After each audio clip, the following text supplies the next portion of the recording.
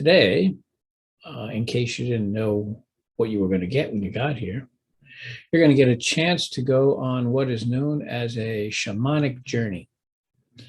Now, shamanic journeying is actually one of the world's oldest forms of meditation. And like all meditation, it gives you the opportunity to travel in consciousness to an alternate space, a different plane. Well, you should find, you can discover this for yourself. The great part about this is it's experiential. You don't really have to accept any of this on the surface. Now, admittedly, shamanic journeying has been done by peoples for as far back. It probably is the oldest religion, the oldest form of religion. And you may think of it in terms of dancing around indigenous people, say, dancing around a fire, chanting, drumming, and it is all that. But basically, the shaman was the person who was kind of the protector, the Merlin, if you will, of a particular tribe or group of people. It was somebody who could alter their perspective and journey into these parallel realities with the intent of helping harmonize issues in the tribe and in the group, the family group or the cultural group that the shaman was a part of, possibly healing. As a healer, shamans their primary mission usually is healing. The healing of the tribe, healing of individuals from illness, where it is some imbalance in a person's bioelectrical system that is really resulting in the illness or trauma in the body. So this is a very exciting process. It's very powerful. And, it is not totally without risk, because you're going to be going on an adventure into a place where you have not traveled before. And however, the thing about it is all going to be in your mind. In other words, it'd be your consciousness that is finding this spot. So for today's journey and any future ones you do here, we're going to start first by thinking of a place in your mind, a past experience or an image that comes to you of a place in nature that is particularly welcoming, a place where you felt good, where things really felt right and you experienced a sense of the beauty and awe and wonder of this universe that we're all a part of. So if you can go back to that. For me, I can tell you very quickly, just to give you an idea, for me, it was the image of a table set for breakfast, nice tablecloth, linen tablecloth, and some dishes and plates and utensils, a couple of fluted glasses with orange juice in them. And looking out, it was on a cliff, basically, not super high, but a cliff, looking out across the, I presume the Mediterranean. No, not the Mediterranean. I would say probably the Caribbean. And I could see a couple of islands in the distance off to the side. Beautiful tropical environment. So that's where I started. In fact, when I went and decided that I wanted to find my sacred garden, that was the image that immediately popped into my head. And so I headed there. And the rest of the adventure started out from there. Now, I've been going there for over a year. I actually started when I had the chance to take a course with Hank Wesselman, who is an anthropologist and one of the foremost experts on shamanic journeying and indigenous peoples, cultures, and so forth. And I had a very, valuable experience of spending 9 months going through various sessions with him, where I got a lot of guidance. And I will recommend this book. Here, let's see if we can hold it up. Oh, I got it so it shines on the screen. There it is. It's Journey to the Sacred Garden by Hank Wesselman. And this is a book that I would definitely recommend that you get if you're interested in it. The other book that will be very useful to you and kind of exploring all this is the re-enchantment. It was definitely Hank's viewpoint, and it is the viewpoint of kind of many of kind of contemporary thought, new thought people, that we are moving toward a transition in consciousness.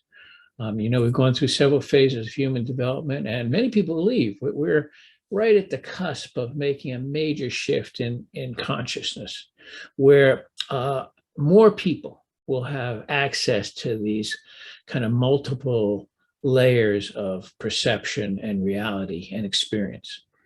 So at any rate, I invite you to take a journey and experience this.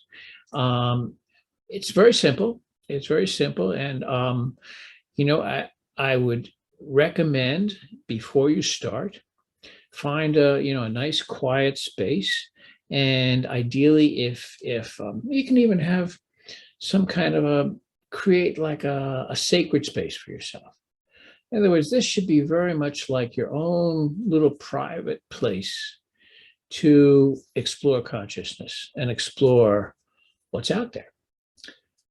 So that'd be very good. If you could find a particular space. The main thing during journeying, you're going to want to make sure you have a spot that's quiet, where you're not going to be disturbed, where you can have half hour or so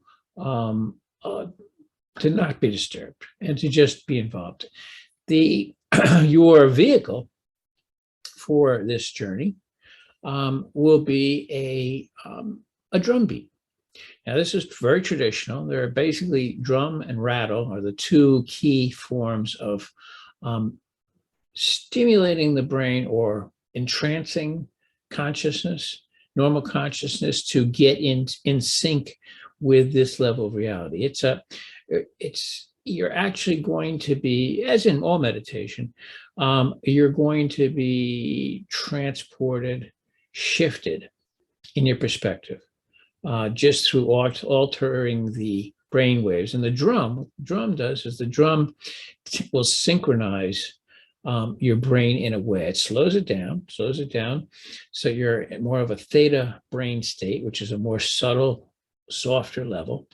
And at that point, you will start to be able to have glimpses of another reality. Now, it's going to be behind your closed eyes, but what you may very likely find is that it will be like a movie, very much like a dream.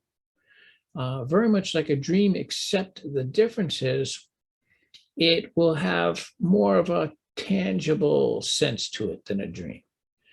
I think you'll very definitely have a feeling that it's really real, and you'll be a lucid dreamer in the sense that you'll be able to control it. And unlike in the dreams when you're asleep at night, those dreams, often you're just a spectator. You're kind of watching the dream develop and going along for the ride.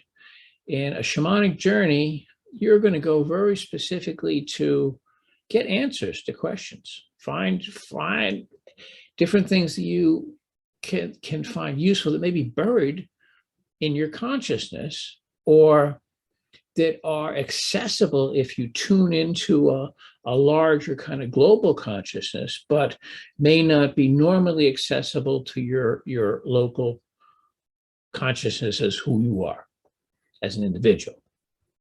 So it's going to give you a chance to open up. So it's the drum beat will be your kind of magic carpet, or your vehicle to fly into this altered viewpoint, altered sense of the world. Now, I would recommend a couple of things. First, initially, you should just go and try to locate your sacred garden. And once you're there, explore it, see what's there. And if there are things that seem out of place, you can try to figure out ways to tend them. And you'll find that if you discover something that really is uncomfortable, you don't like, that as you explore and figure out how you can remove that, you'll very likely find that you have helped remove some impediment in your normal waking state, day-to-day life as well at the same time.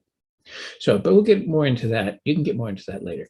For now, I want you to go and work on finding your sacred garden, see if you can find it, and possibly, if not this time, for the next time you do a journey, what you want to do is see if you can find some of your helping spirits. All of us have spirits that are kind of alternate, maybe alternate elements of our personality, or uh, who knows? Who knows really what they are? But you may find that you have helping spirits. They may be animals, they may be mythical creatures. Really could be anything. And if you read one of the books on shamanic journeying and so forth, you'll find there's a lot of different possibilities. Again, they tend to take basic ideas, with the lower level tending to be animal spirits and mystical spirits. In the lower realms, that's where some of the great myths of time have come from. You might find, I don't know, unicorns. You might find flying ghosts, who knows, whatever. All kinds of possible creatures from mythology. They live in that lower level. And it's not lower in a sense of consciousness, it's just lower as a setting. So we have upper level, which is the angelic beings. Then we have the middle level, which is kind of where we operate from in this frequency realm. And then you have the lower level, which is, again, tend to be animal spirits and other mythical creatures. That's what you would find there. So anyway, you'll find this on your own. I'm just really kind of giving you little ideas. And the main thing is, this is something to have fun with. And also, like any meditation, it's an opportunity for your system to rebalance. It's an opportunity for you to examine your being from a different perspective and gain new insights. And it is something that it's a practice skill. This is something that, as you do it, the more often you do it, the more dynamic and effective and real it will become. And so at any rate, I invite you, we won't go any further. Maybe we'll make some more chapters of this with a little more information. There's plenty of information in the Hank Wesselin book, The Reenchantment, or the Journey to the Sacred Garden book. But for now, find a comfortable spot. Possibly you may want to put an eye shade on, something to cover your eyes just to make it dark. You may want to even put, some earplugs or something like that in your ears. Or even better, we're going to play a soundtrack of the drumming. And for that, possibly the best solution would be if you have a set of headphones. You can put the set of headphones on, cover your eyes, put the eye cover just to make it darker, and then sit in a nice, peaceful place where you won't be disturbed. Relax and set the intention to find your own personal sacred garden and a place of peace, a place of rest, a place of recharging, a place of discovery. So right now you should pause this video for just a moment until you're ready. Get ready, and then start the video again, and the drum will begin.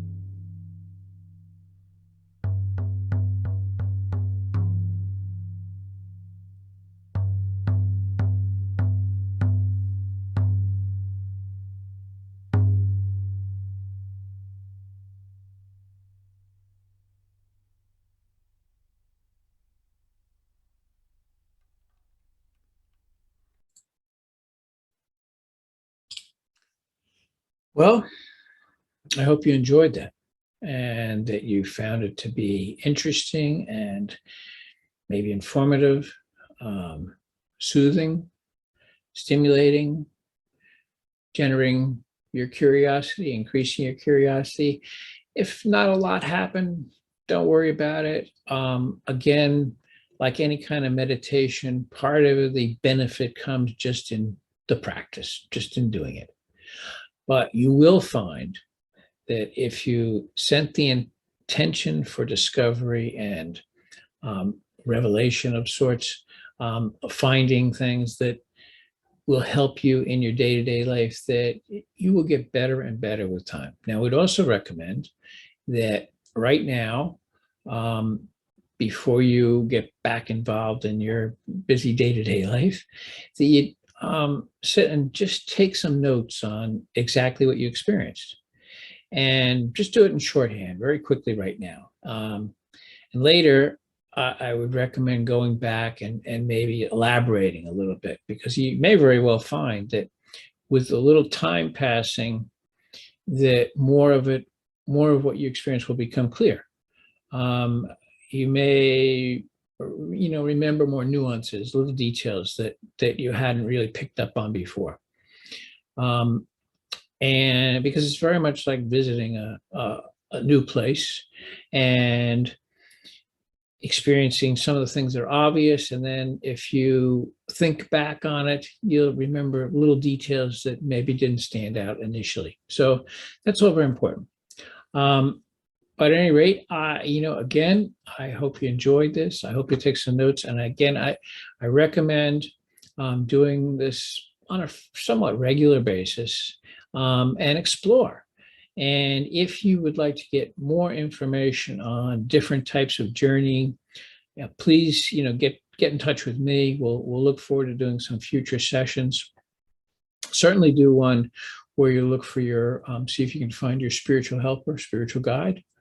That you'll find very useful. I know that I have a couple that um, are kind of always, I feel I always have my back, just kind of there. And also like a trusting friend that I can talk to anytime I want, which is kind of nice. So anyway, we'll see what you find. For everybody, it's going to be different. It's going to be your creation. So enjoy and go out and create a lot of wonderful adventures for yourself and those that you're surrounded with. So thanks.